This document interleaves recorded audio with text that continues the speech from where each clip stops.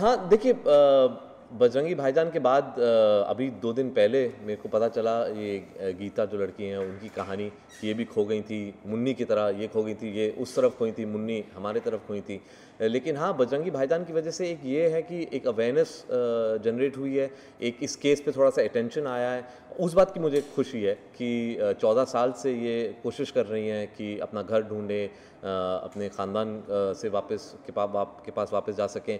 अगर बजरंगी भाईजान की वजह से थोड़ा अटेंशन इस केस पे आता है और असल में उनकी फैमिली मिल जाती है तो इससे ज़्यादा खुशी की बात और कुछ नहीं होगी मेरे लिए।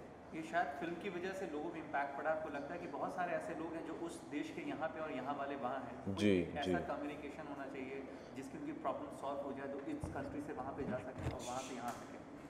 जी, बिल्कुल। आई थिंक बजरंगी भाईजान की वजह से थोड़ा अटेंशन इन चीज़ों पे आया है। जो लोग खो जाते हैं, जो गलती से बॉर्डर क्रॉस कर जाते हैं, उनके साथ क्या होता है।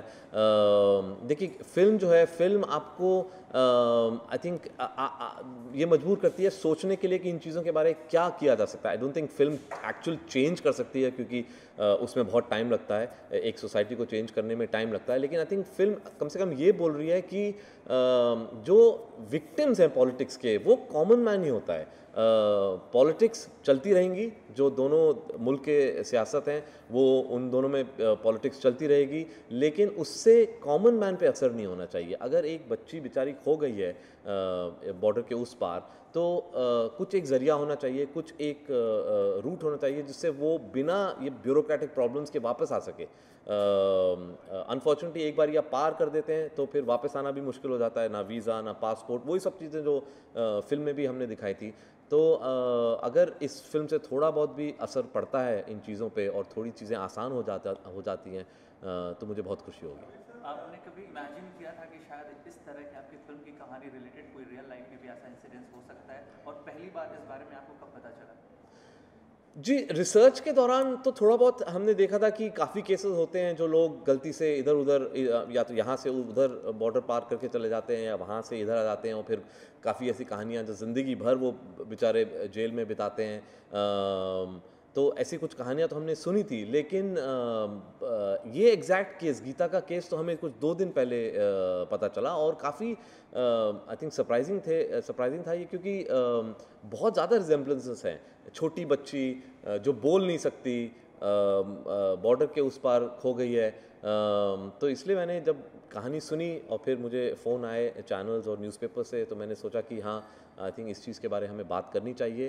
अगर किसी भी तरीके से हम हेल्प कर सकते हैं इस पे अटेंशन लाने के लिए, इसके लिए थोड़ा सा और इन्फॉर्मेशन आगे चैनल्स और न्यूज़पेपर्स के ज़रिए ले जा सकते हैं तो अच्छा रहेगा इस केस के लिए। इस कंटेस्ट में आपसे सलमान से बात हुई है क्योंकि जी he is one of the part of the film, जी so what he was reacting? जी, जब ये इस कहानी के बारे में मैंने सुना तो मैंने सलमान को फ़ोन किया। मैंने बताया उनको कि ऐसी एक कहानी है जो काफ़ी सिमिलैरिटीज़ हैं उसकी हमारी फ़िल्म के साथ, तो आई थिंक वो भी काफ़ी सरप्राइज़ हुए और उन्होंने भी ये बोला कि हाँ, आई थिंक चैनल्स और न्यूज़पेपर्स के ज़रिए अगर हम इसके बारे बात कर सकते हैं, हम ट्वीट पे इसके बारे में बता सकते हैं, ट्वीट कर सकते हैं। तो आई थिंक बेसिकली हम लोग, क्योंकि अभी हमारी फ़िल्म पॉपुलर है, क्योंकि हमारी फ़िल्म अभी चल रही है, बहुत सक्सेसफुल है, तो हम एक प्लेटफॉर्म से अगर बोलें और इस केस के बारे में बात करें तो ये न्यूज़ आई थिंक काफ़ी दूर तक फैलेगी। क्या भारत सरकार से भी कुछ एक्सपेक्ट कर रहे हैं, क्योंकि फॉरेन मिनिस्ट्री की जो मिनिस्टर सुषमा स्वराज, उसमें इंटरफियर किया उन्होंने, और क्या आप चाहते हैं कि कोई दोनों देश मिलकर कोई ऐसा कानून बनाए जिससे कि इन जो दोनों देशों के जो लोग भूल जाते हैं, छूट जाते हैं, वो कहीं ना कहीं अपने देश से जुड़ पाए? जी, मैंने सुना वो भी न्यूज़ पे कि जो हमारे मिनिस्टर हैं सुषमा स्वराज फॉरेन अफेयर्स, उन्होंने बोला है कि वो हाई कमिश्नर को बोलेंगी कि जाके लड़की से मिलें और कुछ कोशिश करें कि उसका पता के बारे में, यहाँ इंडिया में कहाँ से वो आई हैं, और कुछ कोशिश करें उनके वेयर अबाउट्स का पता करने के लिए। और I think definitely I think governments को ये देखना चाहिए कि अगर इस किस्म के केसेस हो रहे हैं और बच्चे या बड़े लोग भी गलती से कभी कभी बॉर्डर क्रॉस कर जाते हैं, या फिशरमैन की स्टोरी हमने सुनी है, वो बेचारे उनको पता नहीं होता लेकिन वो इंटरनेशनल वाटर्स में चले जाते हैं या पाकिस्तान के टेरिटोरियल वाटर्स में चले जाते हैं, या वहाँ के फिशरमैन हमारे टेरिटोरियल वाटर्स में आ जाते हैं। तो एक आई थिंक ज़रिया होना चाहिए, एक अरेंजमेंट होना चाहिए जिसमें बिना उनको प्रिजन में डाले और उनकी पूरी ज़िंदगी जेल में बीते, कुछ ऐसा एक सिस्टम होना चाहिए जहाँ इमीडिएटली उनको वापस भेज दिया जाए। और अगर गीता उसी टाइम वापस भेज दी जाती इंडियन साइड पे, तो हो सकता है कि उस टाइम वो अपने माँ बाप से वापस मिल सकती थी। लेकिन क्योंकि इस सब में इतना टाइम लगता है, एक बारी आप पार कर जाएं, वापस आने में इतना टाइम लगता है, इतने ब्यूरोक्रेटिक हैसल्स हैं वीज़ा पासपोर्ट के, कि आई थिंक तब तक बहुत देर हो जाती है। कबीर सर, क्या आपको ये लगता है जैसे आपने पिक्चर में दिखाया, ये मेरा एक क्वेश्चन अलग इससे हटकर है कि आपने पाकिस्तानी जो आवाम है उसको बहुत लिबरल दिखाया है पिक्चर में, और ऐसा क्या रियल लाइफ में है? क्योंकि जो ओसामा बिन लादेन पकड़ा गया था वो एबटाबाद से पकड़ा गया था, वहाँ पे पूरा, क्या आपको लगता है कि वहाँ की आवाम आतंकवादियों को सपोर्ट करती है? नहीं, देखिए मुझे क्या लगता था, हाँ मेरी फिल्म जो है वो थोड़ी सी एक यूटोपियन लैंड में, जब मैंने सोचा था कि मैं थोड़ी सी एक यूटोपियन लैंड में सेट कर रहा हूँ, क्योंकि वहाँ पे सबकी अच्छाई हम देखें और देखें कि जो जो कॉमन मैन होता है बेसिकली वो अच्छा इंसान होता है। लेकिन गीता के केस में तो जब मैंने देखा कि जिस तरीके से वो कराची में एक फैमिली उनकी देखभाल कर रही है, तो मुझे लगा कि नहीं हो सकता ये यूटोपिया नहीं है, कि असलियत में भी ऐसे लोग होते हैं जो बिल्कुल जिस तरीके से बजरंगी ने मुन्नी की देखभाल करी थी, उसी तरीके से वो बिल्किस जी एक हैं जो मदद कर रही हैं गीता की, वो भी उसी तरीके से बिल्कुल अपने फैमिली की तरह देखभाल कर रही हैं। और आपने जब कहा कि लोग टेररिस्ट को सपोर्ट कर रहे हैं या नहीं, आई थिंक ये प्रॉब्लम क्या है कि हमें जो एक एस्टैब्लिशमेंट्स के बीच में जो पॉलिटिक्स होते हैं, या जो जैसे टेररिज्म के कुछ ग्रुप्स हैं, वो जो एक्शंस लेते हैं, उसकी वजह से हमें वो उनकी एक्शंस की रिस्पॉन्सिबिलिटी आम आदमी पे नहीं डालनी चाहिए। और क्योंकि वो टेररिज्म और टेररिस्ट का एजेंडा यही है कि वो कुछ ऐसे करते रहें कि वो एक जो एनिमोसिटी और हेट है दोनों कंट्रीज़ में वो चलती रहे, क्योंकि एक टेररिस्ट अटैक जब होता है उसके बाद कई सालों तक एक पीपल टू पीपल फ्रेंडशिप नहीं हो सकती। और हमें ये नहीं भूलना चाहिए कि टेररिज्म एक ऐसी चीज़ है जो ना सिर्फ हमें अटैक करते हैं, लेकिन वहाँ भी बहुत टेररिज्म अटैक्स होते हैं, और अल्टीमेटली जो विक्टिम्स होते हैं वो कॉमन मैन होते हैं। हमारे यहाँ 26/11 अटैक्स हुआ, वहाँ पे पेशावर में स्कूल के बच्चों को मारा गया। तो हम आई डोंट थिंक ये कह सकते हैं कि जो कॉमन मैन होता है वो टेररिस्ट को सपोर्ट करता है। ये सब पॉलिटिक्स हैं, ये सब जो हैं कुछ एलिमेंट्स हैं वहाँ जो चाहती हैं कि हमेशा नफरत रहे, चाहते हैं कि कभी भी normal relationships people to people नहीं रहे। मेरा सिर्फ एक आई विश ऐसा एक दिन आए कि जब पीपल टू पीपल फ्रेंडशिप एक कायम हो despite the politics. One question on something that's making headlines. Freedom of speech and expression has been curtailed. We have a ban on porn in India currently. So what is your stand on that? I just feel that the government should not play nanny to all of us. I think grown-up individuals, one is not in any way saying that everything about porn is all right. It's not, and there are lots of things that steps should be taken. Definitely, there needs to be a very, very strong stand to curb child pornography. But I think there has to, everything is in limits. You cannot just blanket say don't watch porn. I think everybody is an individual, is an adult here, and I don't think the government should extend itself into trying to control what people do in their private lives. Right, and just slightly connected to your film, what do you feel about the beef ban as well? The government wants to control what you see, what you eat. I think that's I think there's a certain level of intolerance that's seeping into our society, which is very unfortunate. I think we should be tolerant about each other's choices, whether it's about eating a particular kind of meat or not wanting to eat meat, or wearing a certain kind of clothes or not wearing certain kinds of clothes. I think it's basically the bottom line being we need to be a little more tolerant about each other's choices and let others live the way they want to live, as long as nobody is doing anything that deliberately hurts and deliberately offends other people's sensibilities.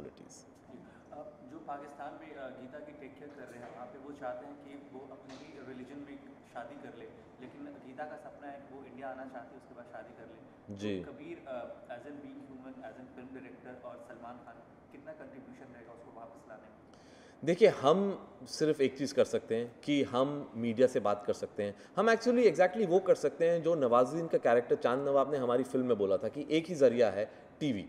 अगर हम TV के माध्यम के through channels, papers के through ये news को ज़्यादा फैला सकें, एक थोड़ा इसको वाइड कवरेज देखें से, तो हो सकता है कोई ना कोई गीता को रिकग्नाइज़ करेगा, हो सकता है कोई जान पहचान वाला उनके फैमिली को बोलेगा कि इस किस्म की कहानी टीवी पे आ रही है। और एग्जैक्टली जो चांद नवाब कैरेक्टर हमारी फिल्म में जो उसने किया टीवी के थ्रू, हम भी वही करना चाहते हैं कि हम बात कर सकते हैं चैनल से, न्यूज़पेपर से, और होप कर सकते हैं कि ये फाइनली जाके गीता की फैमिली को कहीं ना कहीं ये स्टोरी दिखाई दे and they take some action. Chand Nawab के बारे में बात करना चाहेंगे कि चांद नवाब की करियर का टर्निंग पॉइंट है ये, उनको कई सारे ऑफर्स आ रहे हैं जॉब के, तो उनका कोई फ़ोन कॉल्स आया आपके पास या आपने कुछ अप्रिशिएट किया उनको? हाँ, मेरी बात हुई 2-3 बारी, एक्चुअली चैनल्स के थ्रू ही बात हुई उनके साथ, वो बहुत खुश हैं।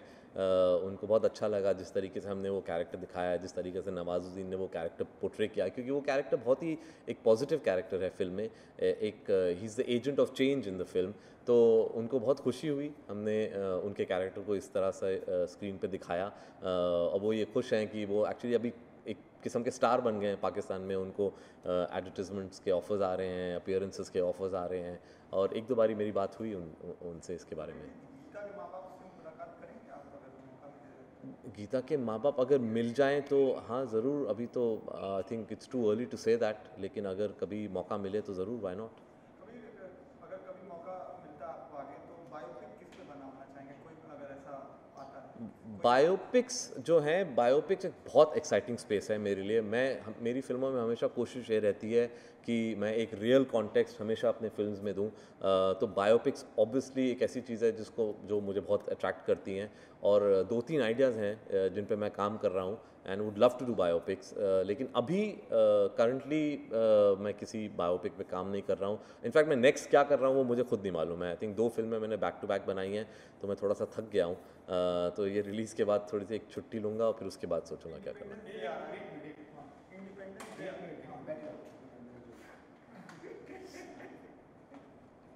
अब आप दूसरी चीज़ों पे जा रहे हैं गीता को छोड़ के। सर बस एक चाहते हैं आपसे कमेंट इंडिपेंडेंस डे को लेकर। करते क्या आप इनका, मतलब सब बोलते हैं क्या happy independence day. Independence day आ रहा है, क्या आप समझते हैं फ्रीडम क्या है आपकी? फ्रीडम एक्चुअली मैंने जो अभी पहले बात बोली, आई थिंक ट्रू फ्रीडम ये होगा if we are free from intolerance. ये एक चीज़ है जो हमारी सोसाइटी में बहुत ज़्यादा बढ़ रही है, इनटॉलरेंस, एक दूसरे का हर चीज़, हम कुछ बोलते नहीं है पहले कोई ऑफेंड हो जाता है। हम पिक्चर रिलीज़ नहीं करते हैं कि कोई बोलता है कि हमें ये बुरा लग रहा है, अरे पिक्चर पहले देख तो लो। तो आई थिंक ये एक होना चाहिए कि एक इनटॉलरेंस कम होनी चाहिए, we should be free from intolerance of other people's choices. ये एक बहुत बड़ी चीज़ है, और ये हमारी सोसाइटी में आई थिंक अगर ऐसा एक चेंज आ जाए तो it will be really great. ये अभी मैं ऑफिशियली बात नहीं करूँगा। One more question. Mr. Nawaz Siddiqui has done commercial and non-commercial movie. So now his coming movie is Manvi. So what do you like to say about it? I think ये commercial non commercial तो honestly आजकल ना ये ख़त्म हो गया है। जो कमर्शियल जो फिल्म अच्छी हो जाती है वो कमर्शियल बन जाती है, और बहुत मेन स्ट्रीम फिल्में फ्लॉप हो जाती हैं वो नॉन कमर्शियल हो जाती हैं। आई थिंक नवाज़ एक ऐसे एक्टर हैं जो हमेशा अच्छे रोल्स ढूंढते हैं, इंटरेस्टिंग रोल्स ढूंढते हैं, और आई थिंक वो अपने दिमाग में वो डिस्टिंक्शन नहीं रखते कि बजरंगी भाईजान कमर्शियल है या उनकी दूसरी फिल्म जो माउंटेन मैन आ रही है वो नॉन कमर्शियल है। अच्छी फिल्में हैं, दोनों बहुत अच्छे रोल्स हैं, और वो उसी इंटेग्रिटी ऑनेस्टी के साथ अप्रोच करते हैं हर फिल्म में। Thank you. Thanks a lot. जी नहीं कर रहे हैं, कर दीजिए सारे के सारे, वन ऑन वन नहीं कर रहे हैं आप, उसी में से लीजिए। वन ऑन वन आपके साथ करूँगा, सबके साथ करना पड़ेगा, और मेरी स्टूडियो बुकिंग है 15 मिनट। जी नहीं, वो कल किया था मैंने बस वन ऑन वन, और वो भी फ़ोन इन किया था मैंने, तो वन एक साथ किया, क्योंकि आज क्या पूरा दिन मेरे स्टूडियो बुकिंग चल रहे थे और मेरे को 15 मिनट में पहुँचना है। अगर आपके पास होगा तो मैं दूसरों को माना नहीं कर सकता, आप उसी में से ले लेंगे तो बेटर रहेगा। अभी ये सारे तो मिल गए, एग्जैक्टली जो बोलना था मैंने सब कुछ